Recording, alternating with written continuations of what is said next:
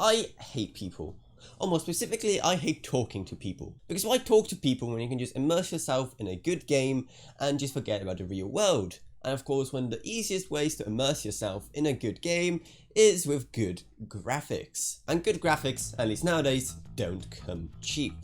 But thankfully, there may be something on the horizon that is gonna change that, because rumours of the new Ampere-based RTX 3000 cards are strengthening by their day. There already have been leaked images of what a card may look like, and if it does look like that, Nvidia, what enough are you doing with your life there? And there have also been other things, including leaked 3D mark scores and also other juicy info about what RTX 3000 may look like.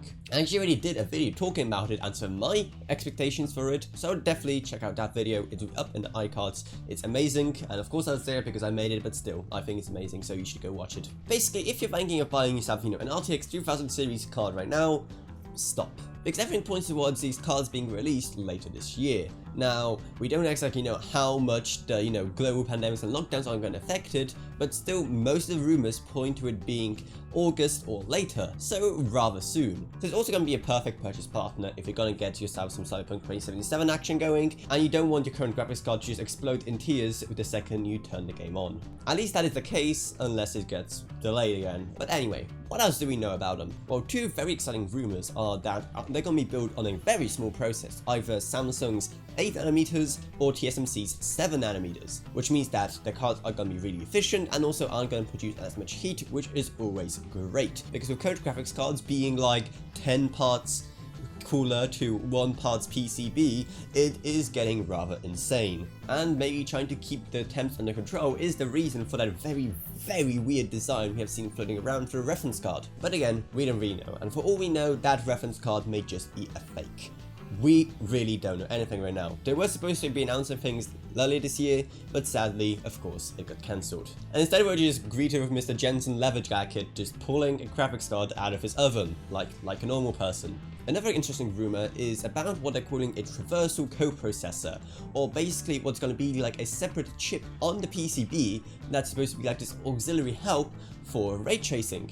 And of course, since it's going to be Nvidia's second generation of ray tracing cards, then we can expect its efficiency to go way up. Because that has been a major problem for ray tracing recently. It's just that graphics card cannot actually produce enough horsepower to play games well with ray tracing unless you're going with a Titan or RTX 2080 Ti. However, I did do a video recently showing how you can play with ray tracing on a high-end 10 series card rather well, so I'd also definitely recommend that you check that out. It's coming up in the iCards as usual. I'm like just so kind to you guys putting everything in iCards like that, And another thing I am still really keeping my hopes up for is something I talked about in the first video on this topic, and that is a included capture card. And that theory of mine has strengthened even more after the recent reveal of RTX voice. So like I said in the video, I believe that Nvidia is going to add a capture card literally into the graphics card, utilizing the amazing NVENC encoder that Turing had, but upgraded even further with Ampere. Basically, by just taking out 1 or 2 outputs at the back of the card, they can simply have in a capture card input,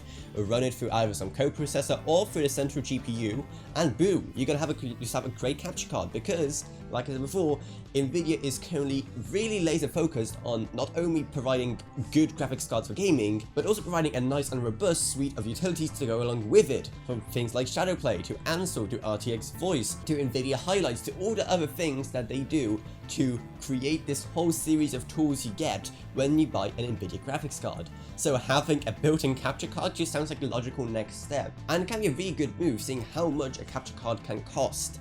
So if they can just bundle it, of course many people will be drawn into maybe buying an Nvidia graphics card because they could save quite a lot of money. And even if there still have been no rumors about that, I'm still keeping my hopes up. Just as you, I'm guessing, are also keeping your hopes up on this next launch being amazing, because RTX 2000 was great. It did have a few kinks, especially when it comes to pricing on the higher end, but now that the whole RTX thing has matured a bit, hopefully Nvidia know how to make it more efficient and cheaper to produce, because the price of high-end graphics cards can't just continue to go up like that. They have to slow down at some rate, so hopefully Nvidia know how to do that, because at the rate AMD are going, I don't see we'll be getting any high-end options from them anytime soon. So, are you excited for the RTX 3000 launch? Are you going to be picking up a graphics card?